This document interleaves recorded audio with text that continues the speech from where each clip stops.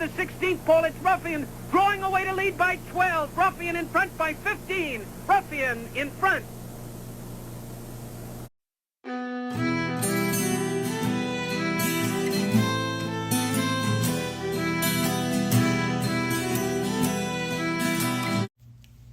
Welcome to this episode of Talking Racehorses. I'm the Horse Reactor, and with me is my friend Ex-Coasters Forever. And who are we discussing this time? Ruffian. The greatest filly that ever lived. Man, her life was short. Well, we'll get to that reason in a few minutes. Anyways, she is actually in the Hall of Fame. I heard. Yeah, she was one of the greatest fillies, but too bad she never became a mother. You know why. I know. Anyways, before we start with that, let's start with her pedigree. She is a daughter of Reviewer out of Shenanigans. Never heard of that name in my life. Who named their filly? I mean, who named her mother Shenanigans? I mean, seriously, who named her that? Anyways, there's only a few horses that I've heard of that are in her pedigree, and that's Reviewer, Bold Ruler, and Native Dancer. Wait, she had Native Dancer in her pedigree? I'm not joking. I never knew that. Really? I've never heard of that name either. You never heard of Native Dancer? I don't What think is wrong with you? But I have heard of Bold Ruler, and he's actually a sire of a Triple Crown winner, but we'll get to him another time. Anyways, Ruffian was a perfect 10 for 10, undefeated in 10 starts. Something tells me she won every race. She didn't. Oh.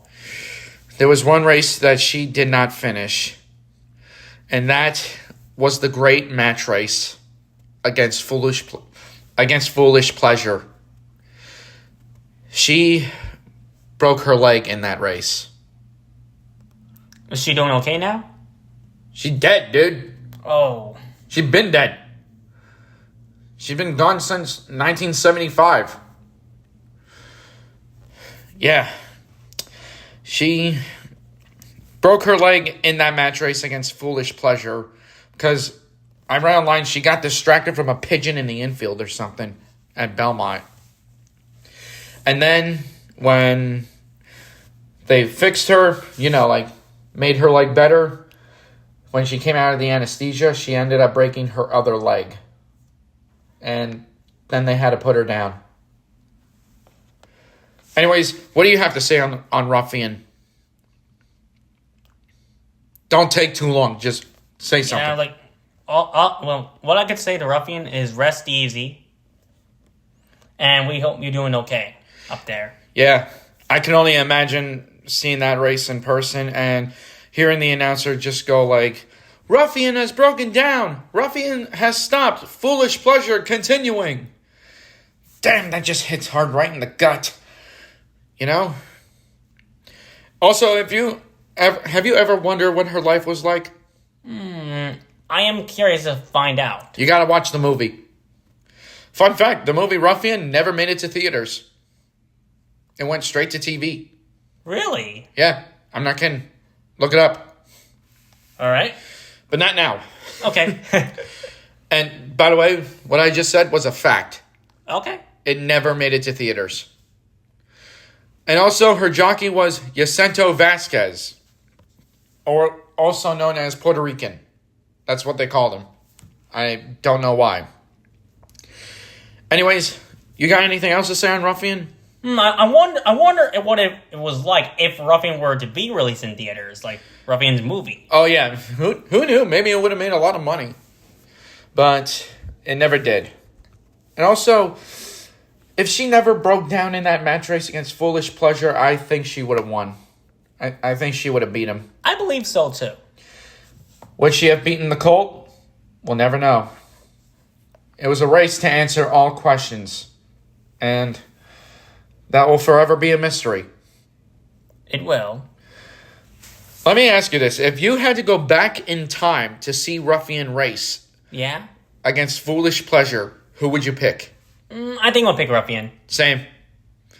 I mean, like, we knew a little bit about... I mean, we knew a lot more about her than Foolish Pleasure, who was that year's Kentucky Derby winner in 1975. Wait. Was it 1975 when he won, or 1974? It was one of them. But I want to say it was 1975. I got to look that up just to be sure. Because, double check. Anyways, yeah, too bad Ruffian never beat Foolish Pleasure in that match race. And let me tell you this, if you see the movie Ruffian, you look at her, you'll go like, dang, she's a black beauty. Because that's what I was like when I first saw the movie. And believe it or not, I actually have the DVD of it. Awesome. Yeah. And it's also on YouTube. You can actually watch the whole thing on there. And you said you were going to do a review on that movie, right? I haven't got the chance to do it yet. What are you waiting for? Do it already. Okay, as soon as I watch it, I'll let you know. You should have watched it already. I've watched it at least like 100 times. Probably more than that. Well, mostly on YouTube. The first time I watched it was on DVD. Anyways, you got anything else to say on Ruffian before we end this? No. Seriously? Not one thing. Yeah, maybe. I gotta check out the movie out when I have a chance. Yeah, and you got to do that movie review. Definitely. Yeah. I heard on YouTube, this YouTuber I watch named Sketchy the Horse Guy. I think he did a review on it, but I didn't see that video. I got to watch it at some point. Before I watch yours, whenever you'll make it. Okay. Yeah, also, at the time of this recording, Ruffian's birthday is coming up. Interesting. Yeah, the reason why I'm saying at the time of this recording, guys, is because my phone storage has been a pain in my butt recently. Because, it keeps saying that the storage gets full. And it's annoying. So, that's why episodes of my show have been really slow lately. Just wanted to make that clear. Anyways, Ruffian, rest in peace. Oh, there's one thing I forgot. Yes. Before the renovations at Belmont Park started, she was the only champion racehorse buried there. Really? Yeah, but due to the renovations, they had to relocate her to Claiborne Farm, which is where she was actually born. Interesting. So, I guess you can say she went home. Well, she did. Well, kinda.